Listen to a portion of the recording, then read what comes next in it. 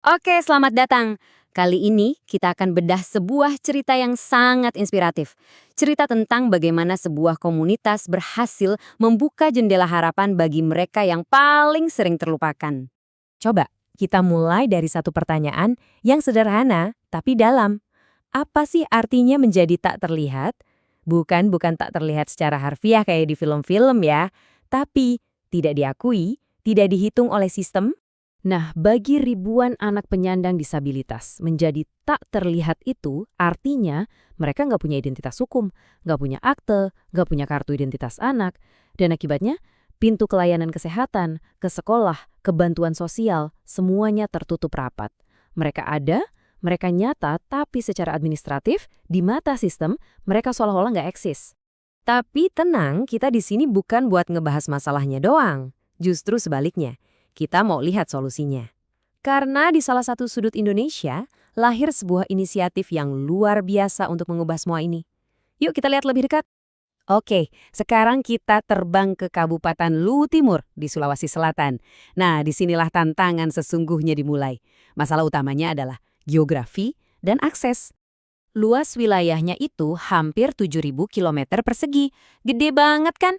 Coba deh bayangin, betapa sulitnya buat sebuah keluarga di desa terpencil yang mungkin punya anak dengan keterbatasan mobilitas harus menempuh perjalanan berjam-jam cuma buat daftarin identitas anak mereka ke kantor pusat. Pasti berat banget. Disinilah letak perubahan fundamentalnya, perubahan cara berpikir. Dulu, modelnya itu pasif. Pemerintah ya nunggu aja di kantor, warganya yang disuruh datang. Hasilnya, banyak banget yang tertinggal. Tapi sekarang, realitas barunya itu proaktif. Justru pemerintah yang mendatangi warganya. Sebuah perubahan yang kelihatannya sederhana, tapi dampaknya luar biasa. Nah, dari perubahan proaktif inilah lahir sebuah inovasi dengan nama yang indah banget, Jendela Dunia Disabilitas. Nama yang benar-benar mewakili misinya, yaitu menghubungkan anak-anak ini dengan dunia yang seharusnya menjadi hak mereka. Filosofi inti di balik program ini bisa diringkas dalam satu frase lokal yang sangat kuat. Jemput bola. Ini bukan sekedar slogan loh ya, ini benar-benar jadi strategi operasional.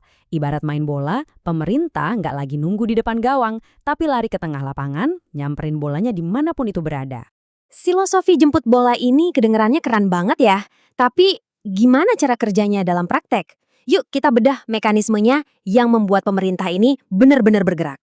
Prosesnya ini brilian dalam kesederhanaannya, menggabungkan teknologi yang murah meriah dengan sentuhan manusia. Jadi pertama, laporan masuk secara digital lewat Google Form. Gampang banget diakses kan? Lalu data itu diverifikasi, dicek silang sama dinas sosial dan sekolah-sekolah. Nah, tahap terakhir, tim lapangan turun langsung ke rumah-rumah untuk melakukan perekaman data biometrik dan menyerahkan dokumennya di tempat. Dan keberhasilan ini bukan cuma hasil kerja pemerintah sendirian. Ini adalah buah dari gotong royong yang disebut model pentahelix. Ada pemerintah, sekolah, kepala desa, dan keluarga itu sendiri, semuanya kerja bareng. Setiap pihak menjadi mata rantai yang penting, menciptakan sebuah jaring kepercayaan dan informasi untuk memastikan gak ada satu anak pun yang terlewat. Oke, kita udah lihat prosesnya. Sekarang mari kita geser dari proses ke dampaknya. Apa sih sebenarnya arti memiliki selembar dokumen ini bagi seorang anak dan keluarganya? Kutipan ini merangkum semuanya dengan sempurna. Dokumen identitas ini bukan sekedar urusan administrasi. Ini adalah kunci emas. Sebuah kunci yang membuka pintu-pintu yang sebelumnya tertutup rapat bagi mereka. Jadi, pintu apa saja yang terbuka? Pertama, akses ke Jaminan Kesehatan Nasional atau BPJS. Kedua, kemampuan untuk bisa mendaftar di sekolah. Ketiga, kelayakan untuk mendapatkan program-program bantuan sosial. Dan mungkin yang paling penting, martabat. Martabat karena akhirnya diakui secara resmi sebagai warga negara yang setara. Dan yang membuat inisiatif ini begitu kuat adalah karena sifatnya yang berkelanjutan. Ini bukan proyek jangka pendek yang didanai bantuan asing. 90% dananya berasal dari anggaran daerah, APBD, dengan tambahan dukungan dari mitra-mitra lokal. Ini memastikan bahwa layanan jemput bola akan menjadi bagian permanen dari pelayanan publik di Luwu Timur. Kisah dari Luwu Timur ini menawarkan pelajaran-pelajaran berharga yang bisa direplikasi di tempat lain. Yuk kita simpulkan wawasan utamanya. Pelajaran pertama, dan mungkin yang paling penting, bangun kepercayaan dulu sebelum membangun sistem. Teknologi itu hanya berfungsi kalau ada rasa percaya. Para guru dan kepala desa di sini bertindak sebagai jembatan kepercayaan antara negara dan keluarga yang terpinggirkan. Tanpa mereka, portal digital secanggih apapun nggak akan ada artinya. Pelajaran kedua, jangan pernah menunggu.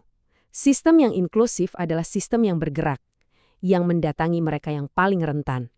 Pergeseran dari pasif ke proaktif adalah kunci untuk mencapai inklusi yang sejati. Dan pelajaran terakhir yang paling krusial.